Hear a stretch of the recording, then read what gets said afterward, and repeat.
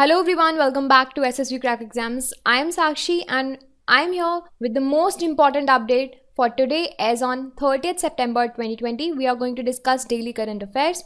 Before beginning, as I always introduced you with SSB Crack Exams, it is one of the leading institution if you're preparing for defense examination like NDA, CDS, AFCAT, Territorial Army.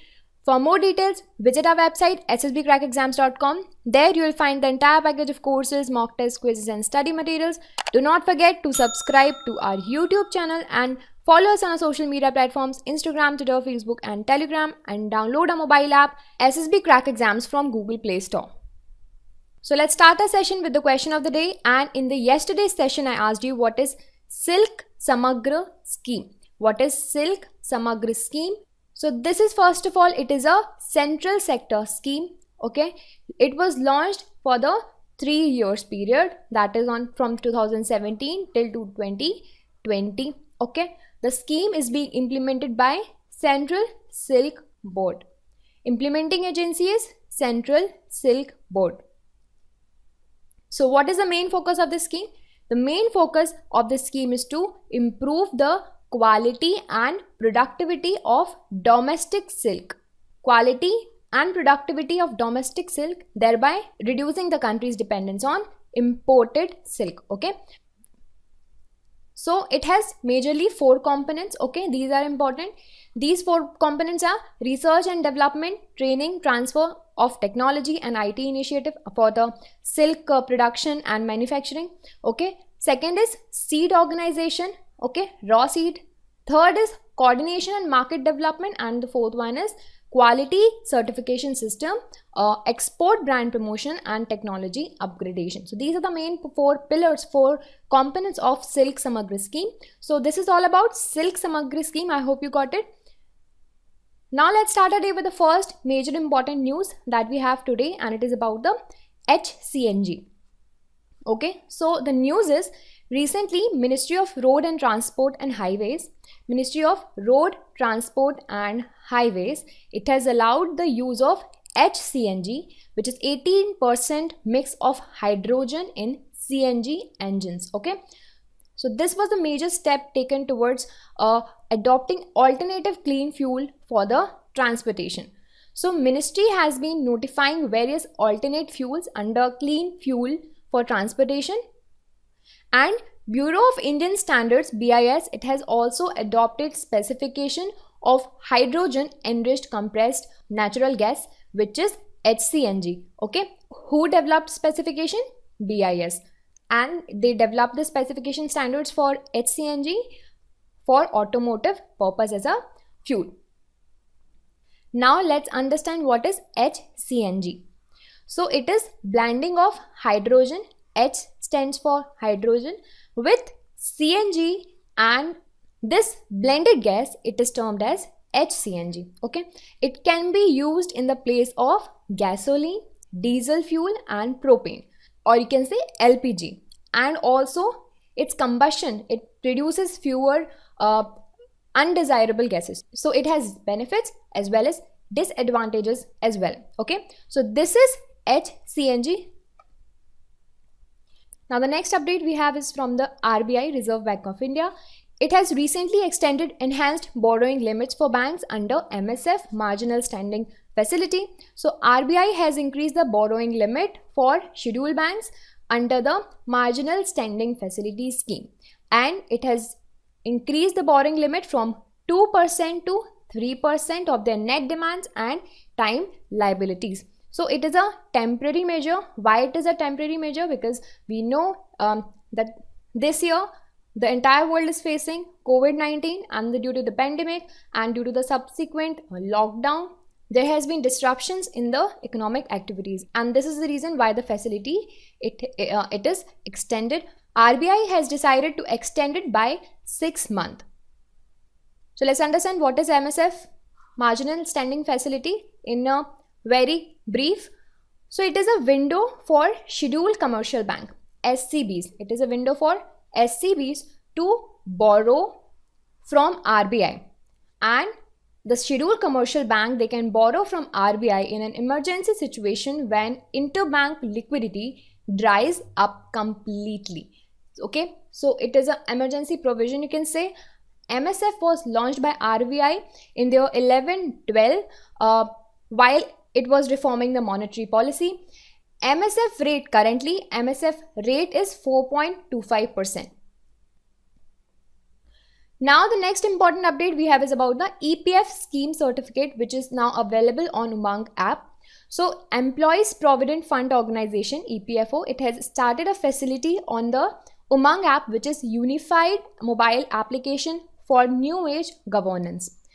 So EPFO has now started the facility of enabling the EPS members to apply for scheme certificate under Employees Pension Scheme 1995. Now they can apply for the scheme certificate by the Umang app. So now let's first understand what is EPS scheme. So this schemes, it makes the provision for the pensions for the employee in an organized sector after retirement at the age of 58 years. So let's now talk about Umang app in a very brief way. So Umang stands for Unified Mobile Application for New Age Governance. It is developed by Ministry of Electronic and Information Technology and National E-Governance Division. Okay, it has been developed by Ministry of IT and National E-Governance Division. What is the aim of this Umang app? So the aim of Umang is to drive mobile governance in India. This particular app, it provides a single platform for all the Indian citizens to access the pan-India e-governance ranging from central to local government bodies and other citizen-centric services. Okay, so this is the Umang app. Now let's move ahead, and next important update we have is about the appointment. An appointment has been done for the position of the chairman of TRAI, which is Telecom Regulatory Authority of India. So the appointments committee of the Cabinet, ACC, yesterday they have appointed a senior IAS officer, PD Waghela as the new chairman of Telecom Regulatory Authority of India.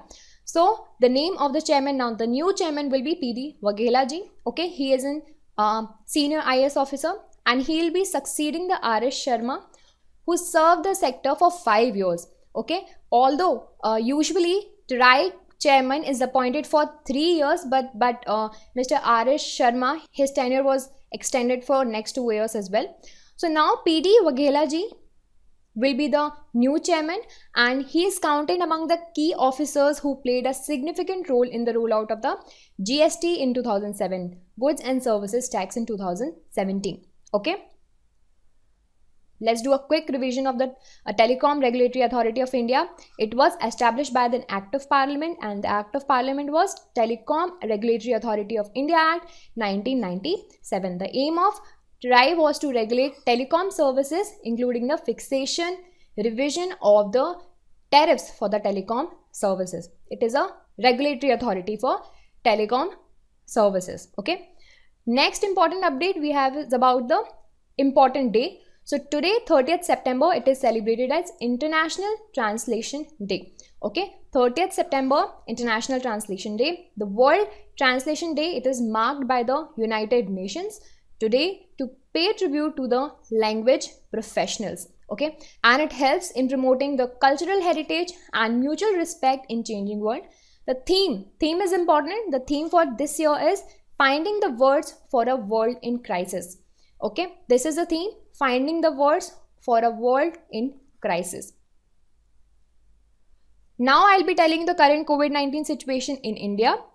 So the total cases have reached to 61,45,291. Recovered cases are now 51,01,397. Active cases are 9,47,576. Deaths have reached to 96,318.